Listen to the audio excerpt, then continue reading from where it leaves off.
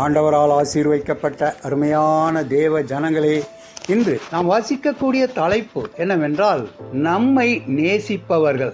இந்த தேவன் என்றென்றைக்கும் உள்ள சதா காலங்களிலும் நம்முடைய தேவன். மரண பரியந்தம் நம்மை நடத்துவார். சங்கீதம் 48 அதிகாரம் 14 வசனம். ஒரு போதகர் இவ்வாறு எழுதுகின்றார்: சாலை விபத்தில் தன் கணவனை இழந்த ஒரு பெண்ணை சந்திக்க நேர்ந்தது.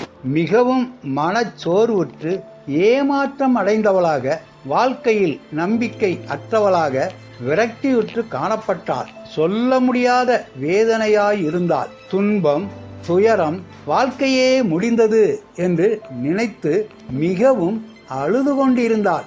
யாரும் என்னை சேர்த்து கொள்ள மாட்டார்கள், ஏனென்றால் நான் காதல் திருமணம் செய்து கொண்டவள். எல்லோரும் என்னை கைவிட்டு விட்டார்கள்.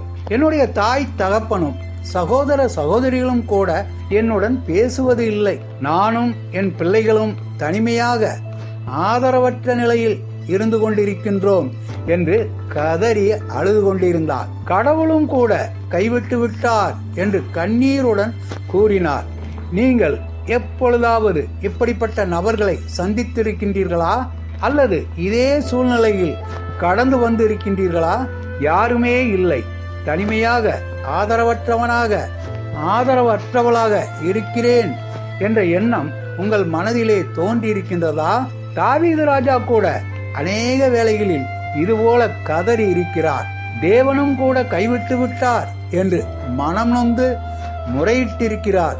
சங்கீதம் 77 அதிகாரம் 7 - 9 வசனம் வரை.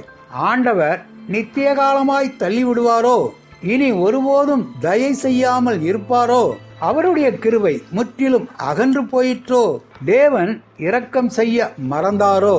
இத்தனை கேள்விகளுக்கும் ஒரே பதில்: நான் உன்னை நேசிக்கிறேன், நீ என்னுடையவன், நம்மை நேசிக்க யாரும் இல்லை என்று கவலைப்பட வேண்டாம்.